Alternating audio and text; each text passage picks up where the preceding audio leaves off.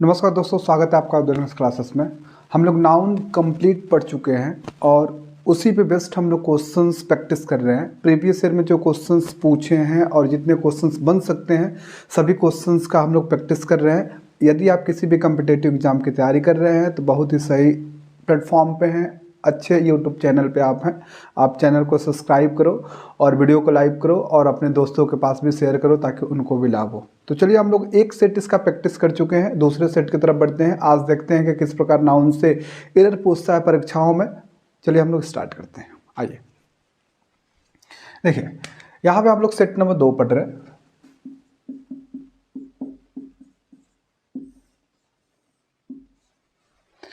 Question number 1 कह रहा है कि माई sister has red pages after pages of the Bible.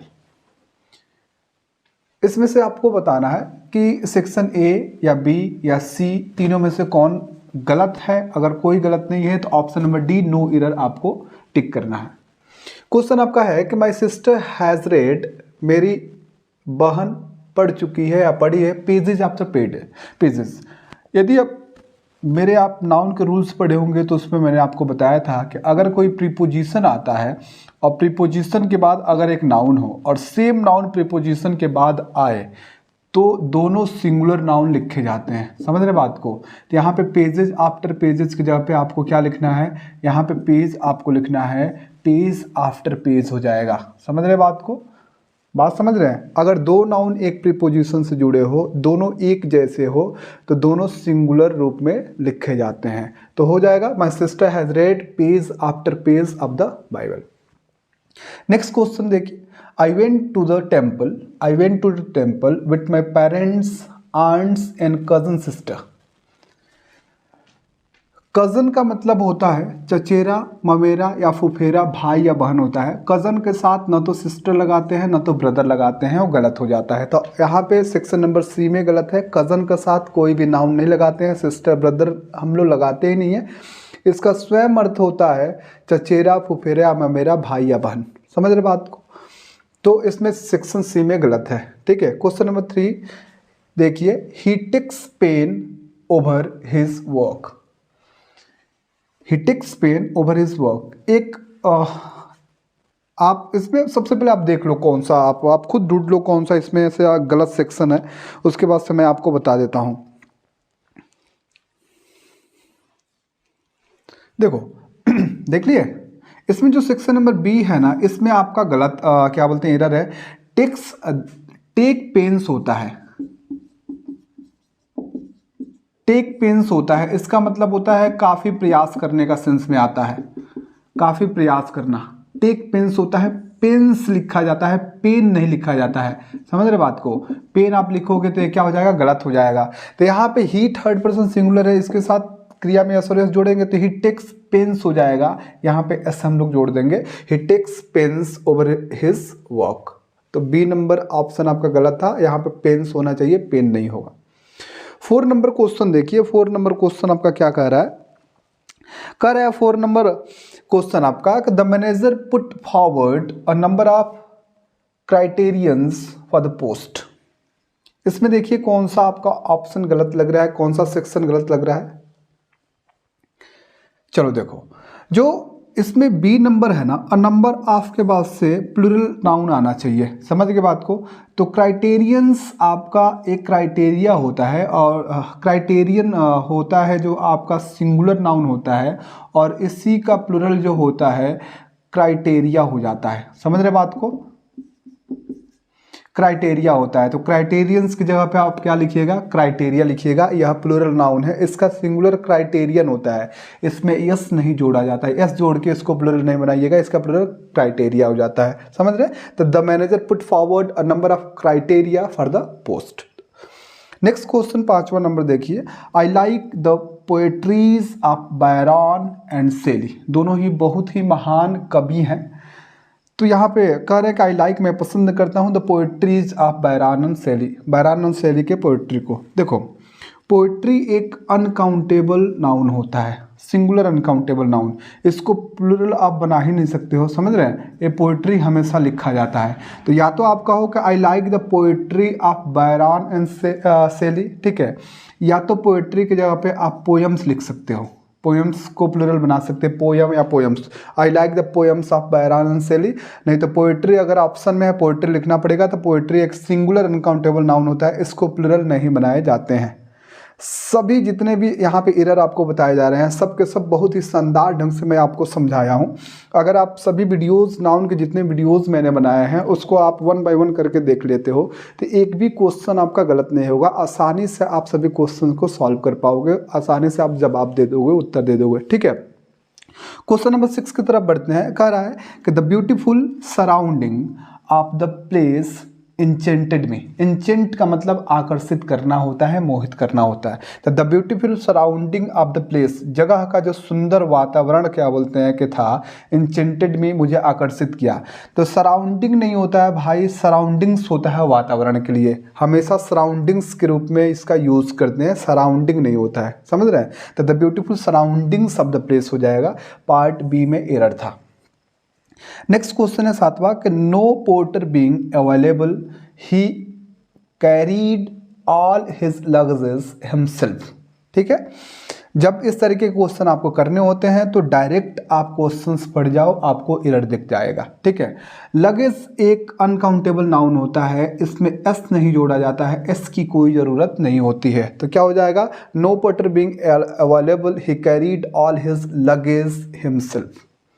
8वां number question देखिए, कह रहा है कि the tables legs have been elaborately carved, ठीक है।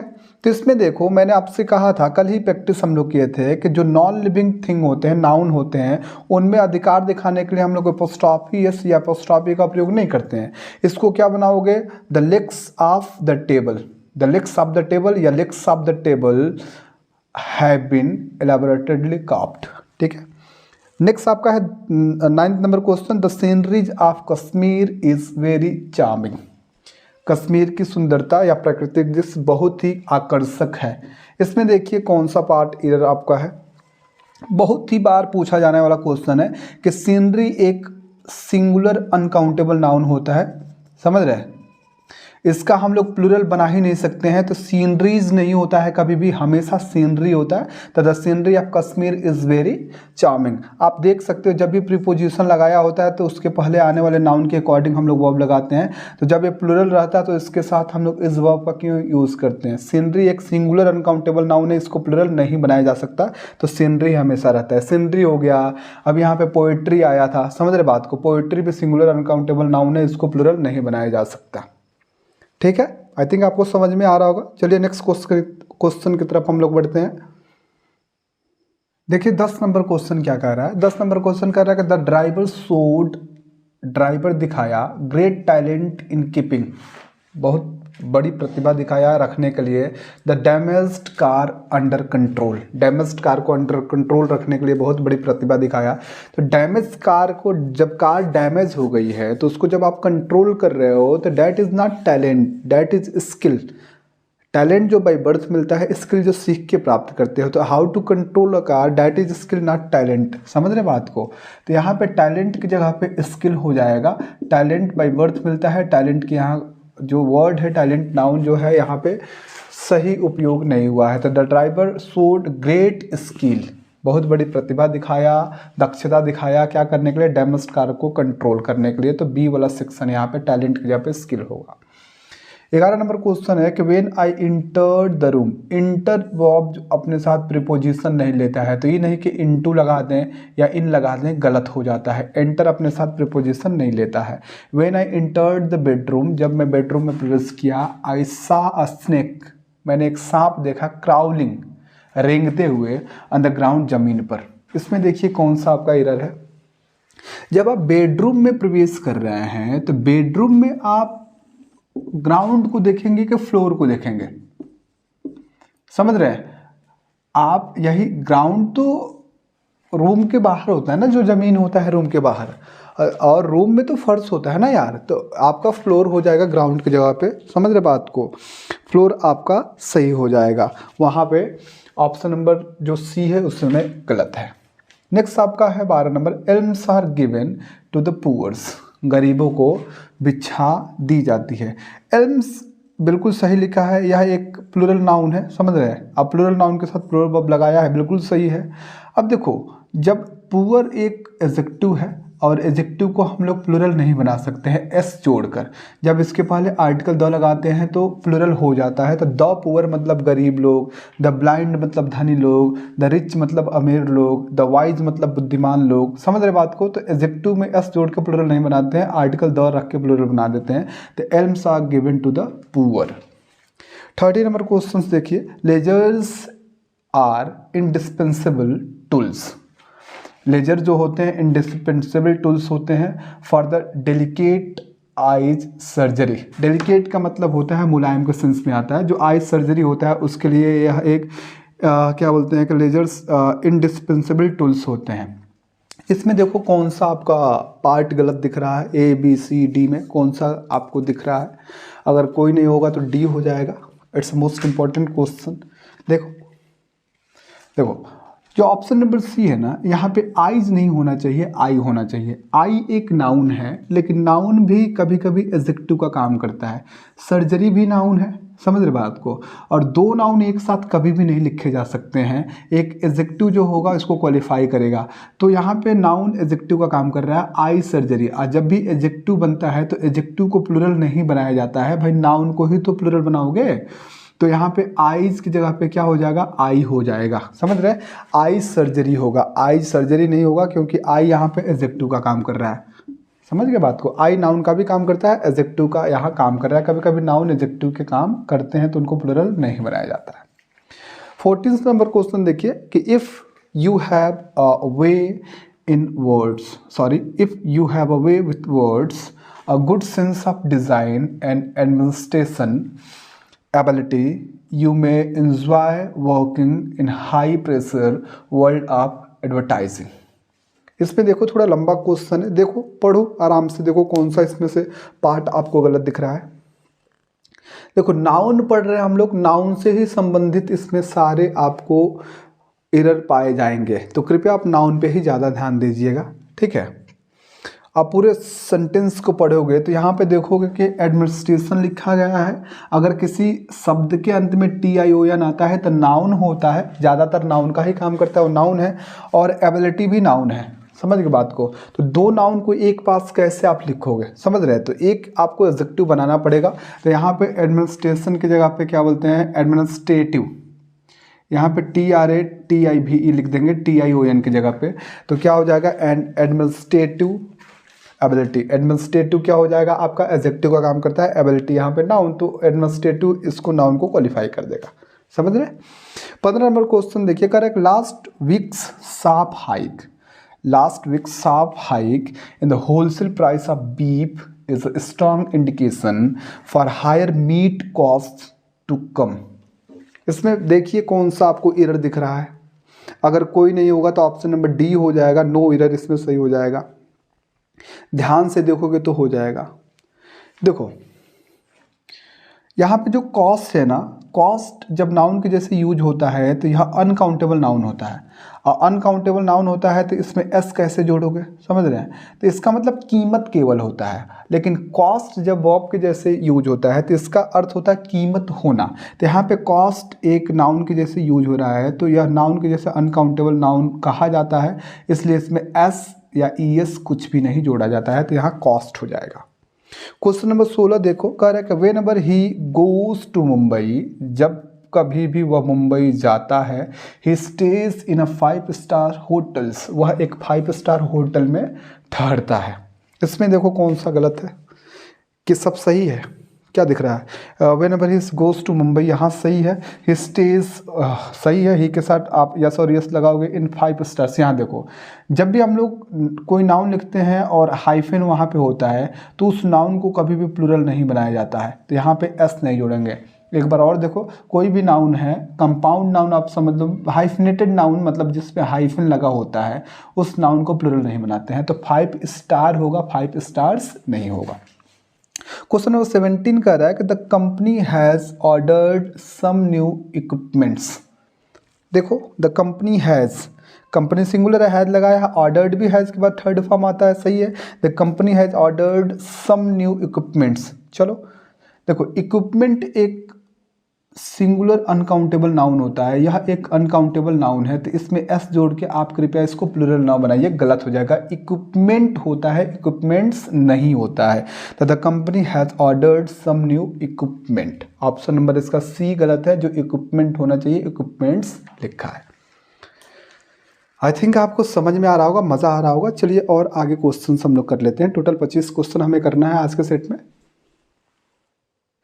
देखिए 18 नंबर क्वेश्चन क्या कह रहा है कि a strong breeze blow his cap off, sorry blew his cap off, blow off का मतलब उड़ा ले जाने का सेंस में आता है, ठीक है। अ स्ट्रॉन्ग ब्रीज, ब्रीज का मतलब होता है ना एक हवा जो धीरे धीरे बहती है, मंद मंद चलने वाली हवा होती है।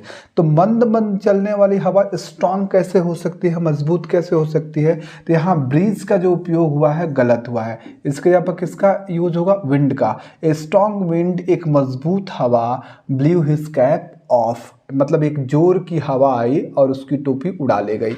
समझ गए? तो ब्रीज के साथ स्ट्रॉन्ग वर्ड का प्रयोग गलत है, या तो आप स्ट्रॉन्ग हटा दो या तो आप ब्रीज हटा दो। तो यहाँ ब्रीज हटाएंगे, स्ट्रॉन्ग विंड हो जाएगा, ठीक है। बहुत बार क्वेश्चन ऐसे पूछा है।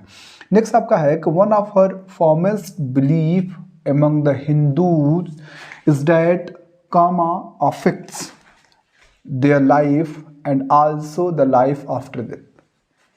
वन ऑफ के बाद से कल ही आया था, मैं आपको बताया था, वन ऑफ के बाद से हमेशा प्लूरल काउंटेबल नाउन आना चाहिए। तो one of her foremost belief, belief आ रहा है, ये तो इसमें एस जोड़ा ही नहीं है, सिंगुलर नाउन है, इसमें एस जोड़ोगे तो क्या हो जाएगा? प्लूरल नाउन हो जाएगा। तो वन ऑफ अ फॉर्मेस्ट बिलीफ्स हो जाएगा एमंग द हिंदूज, यहाँ पे बिलीफ्स हो जाएगा। वन ऑफ के बाद से हमेशा प्लूरल काउंटेबल नाउन आता है। क्वेश्चन नंबर 20 देखिए, he was advise to take, उसको सलाह दिया गया था लेने के लिए, 2 स्पून्सफुल, स्पून्सफुल का मतलब चम्मच भर के सेंस में आ रहा है कि 2 चम्मच भर आप मेडिसिन दवा को 2 टाइम्स अ डे, एक दिन में 2 बार, ठीक है। तो आपको बताया था कि जो यहाँ पे स्पून्सफुल जो है गलत लिखा है। स्पूनफुल्स को हम लोग प्लूरल जब बनाते हैं तो कैसे बनाते हैं? स्पूनफुल्स होता है, समझ रहे हैं? लास्ट में हम लोग एस लगाते हैं, स्पून में एस नहीं लगाते हैं, तो ये गलत है। इसके जगह पे स्पूनफुल्स लिखा जाएगा, तब जाके सही हो जाएगा। 2 स्पूनफुल्स, स्पूनफुल्स हम लोग क्या बोलते हैं कि लास्ट में एस लगा कर प्लूरल बनाते हैं। स्पूनफुल हो गया, माउथफुल हो गया, समझ, हैंडफुल हो गया, लास्ट में एस लगा कर बनाते हैं, हैंडफुल्स होता है।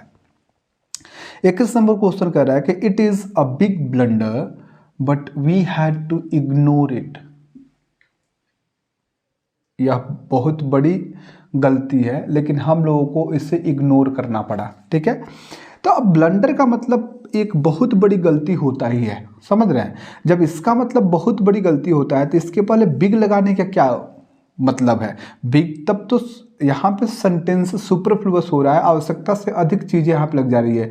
ब्लंडर का मतलब बहुत बड़ी गलती, बिग यहाँ पे अनावश्यक है, बिग का प्रयोग नहीं होगा। इट इज़ अ ब्लंडर, समझ रहे हैं बात? आप बिग मिस्टेक लिख सकते हैं ब्लंडर के जगह पे, मिस्टेक मतलब गलती, तो बड़ी गलती हो जाएगा। ब्लंडर जब भी आएगा तो इसके साथ बिग का प्रयोग नहीं करेंगे। 22 नंबर क्वेश्चन देखिए, the police have received 2 important informations that can help them solve the triple murder case. Police ने 2 महत्वपूर्ण सूचनाएं प्राप्त की हैं जो ट्रिपल मर्डर केस को सॉल्व करने में हेल्प करेगी। पुलिस प्लूरल नाउन है, इसलिए इसके साथ हम लोग प्लूरल वर्ब का प्रयोग करते हैं। यहाँ पे तो ये सही है, समझ रहे बात को? अब कहा जा रहा है कि 2 important informations, इंफॉर्मेशन एक अनकाउंटेबल नाउन है, इसमें एस नहीं जुटना चाहिए। इसको अगर प्लूरल बनाना है ना तो आप पीस लिखो, अब पीस ऑफ इंफॉर्मेशन, या 2 लिखा है तो 2 पीसेस ऑफ इंफॉर्मेशन हो जाएगा। समझ रहे हैं बात को? अगर इसको प्लूरल आपको बनाना है तो आप अ पीस ऑफ इंफॉर्मेशन लिखो। अगर इसको आपको सिंगुलर बनाना है, a piece of information plural बनाना है, तो इसके साथ टू पीसेस ऑफ इंफॉर्मेशन क्या बोलते हैं, लिख दीजिए पीसेस, पीस लगा के हम लोग बनाते हैं। तो यहाँ पे क्या हो जाएगा, इन्फॉर्मेशंस गलत है, पीसेस ऑफ इंफॉर्मेशन हो जाएगा। यह एक अनकाउंटेबल नाउन है, इसको प्लूरल नहीं बना सकते हैं। सिंगुलर या प्लूरल बनाने के लिए पीस लगाते हैं इसके पहले, a piece of information, two pieces of information.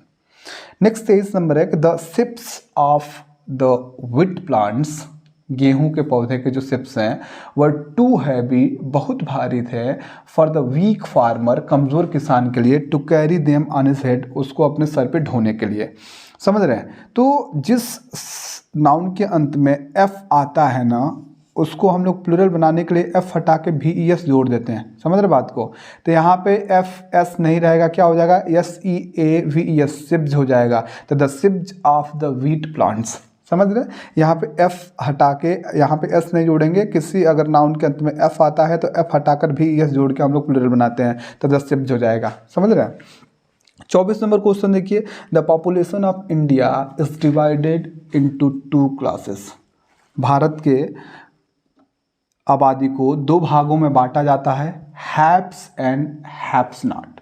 मतलब एक जो समृद्ध या उच्च वर्ग होता है और एक हैव्स नॉट। तो हैव्स नॉट नहीं होता है, हैव्स यहाँ पे नहीं होगा, यहाँ पे नॉट्स होता है, हैव नॉट्स हो जाता है। मतलब जो वंचित या रहित वर्ग होता है, कि भारत के पॉपुलेशन को दो भागों में बांटते हैं, कि हैव्स मतलब समृद्ध, ठीक है, एंड हैव नॉट्स होता है। समझ रहे बात को, जो वंचित वर्ग होता है, have and haves and have nots, ठीक है। तो वहाँ पे डी नंबर क्या बोलते हैं, सी नंबर आपका जो सेक्शन वो गलत है।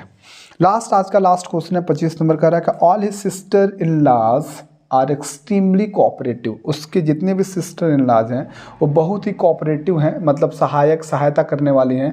And she doesn't miss her real sisters at all, इसलिए वो अपने क्या बोलते हैं कि असली बहन को पूरी तरह या बिल्कुल ही मिस नहीं करती है, क्योंकि उसका सिस्टर इन लॉ ही बहुत कोऑपरेटिव है। तो देखो, जब भी कंपाउंड नाउन आते हैं तो कंपाउंड नाउन के मेन शब्द को प्लूरल बनाया जाता है। तो इसमें मेन सिस्टर है तो सिस्टर्स हो जाएगा, यहाँ पे अंत में हम लोग एस जोड़ के प्लूरल नहीं बनाएंगे। समझ रहे, कंपाउंड नाउन में हमेशा मेन वर्ड को प्लूरल बनाया जाएगा, तो सिस्टर्स इन लॉ हो जाएगा। प्लूरल बनाने के लिए कंपाउंड नाउन का मेन वर्ड खोजते हैं, समझ रहे हैं। लेकिन एपोस्ट्रॉफी हमेशा कहाँ लगता है, अंत में लगता है। तो एपोस्ट्रॉफी लगाना होगा तो लाज में लगेगा, मतलब ला में अंत में लगता है एपोस्ट्रॉफी, लेकिन प्लूरल हमेशा मेन वर्ड को बनाते हैं। तो the all his sisters in law हो जाएगा। समझ रहे हैं। तो आज का जो प्रैक्टिस सेशन है, आज का प्रैक्टिस सेशन आज ख़त्म यहीं पे होता है। टोटल मैंने 25 क्वेश्चंस आपको करा दिए हैं। आई थिंक आप इन्जॉय किए होंगे, ठीक है। ऐसे ही और भी सेट आपको नाउन से मिलते जुलते आपको मिलते रहेंगे, जो परीक्षाओं में पूछे गए हैं और जो पूछने की संभावनाएं हैं। एक भी क्वेश्चन स्किप नहीं कीजिएगा, 1 बाय 1 करके देखिएगा। और किसी भी कम्पिटिटिव परीक्षा की तैयारी कर रहे हैं तो आई थिंक एक भी क्वेश्चन पार नहीं जाएगा, इससे सब मिल जाएगा, ठीक है। तो ऐसे ही बेहतरीन वीडियो में मिलते हैं फिर से, तब तक के लिए थैंक यू, बाय।